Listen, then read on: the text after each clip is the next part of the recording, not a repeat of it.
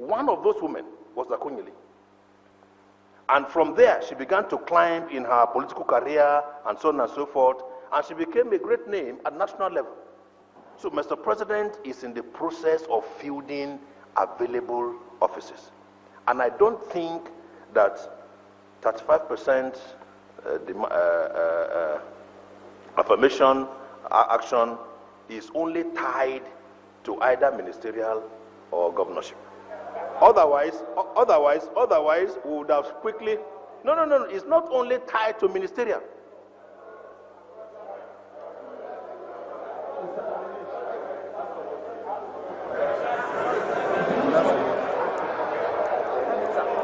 Thank you.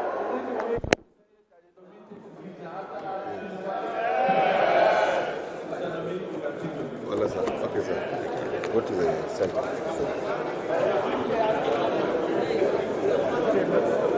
Leader of the Senate.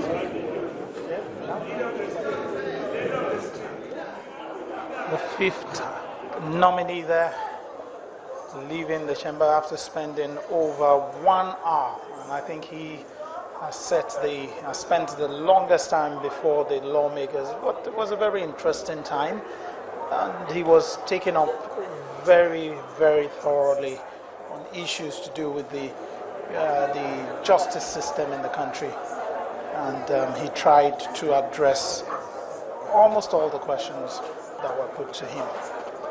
As he takes his leave now, he will be glad that is done and over with, still making his way out of the chamber, and appear shaking the hands of some of the lawmakers there as he makes his way out. Those in favor? We will now be getting ready for those against say nay. the last nominee to appear before the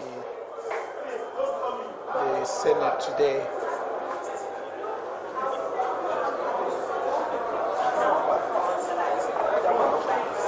But it appears from what we're saying that the committee has already left the committee. The lawmakers have moved from the committee of the whole back to plenary. Wait a few minutes to be sure what will happen next. But it appears they will not be taking any other nominee today. So it appears the lawmakers have now reverted back to plenary. They've moved from committee of the whole. Now let's go to the Senate President. The committee of the whole resumed consideration of the request of Mr. President, Commander-in-Chief of the Federation, for the confirmation of nominees for appointment as ministers of the government of the Federal Republic of Nigeria. The following nominees answered questions from distinguished senators on a number of topical national issues and their curriculum vitae. Chibuke Rotimi Amechi, Yekini Lokobiri, Claudius Omoleye Daramola, Babash Shuri Mustafa, James Ocholi. Is this a true reflection of what transpired in the Committee of the Whole?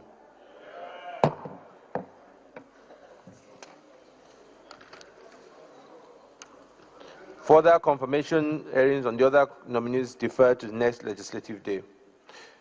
Announcement from the Leader of the Senate. The closing date for submission of MDG forms is tomorrow, Friday, 23rd October 2015. Senators are requested to submit the form to the office of the Senate Leader. Distinguished colleagues, the Senate is hereby adjourned to Tuesday, 27th October 2015 at 10 a.m. prompt.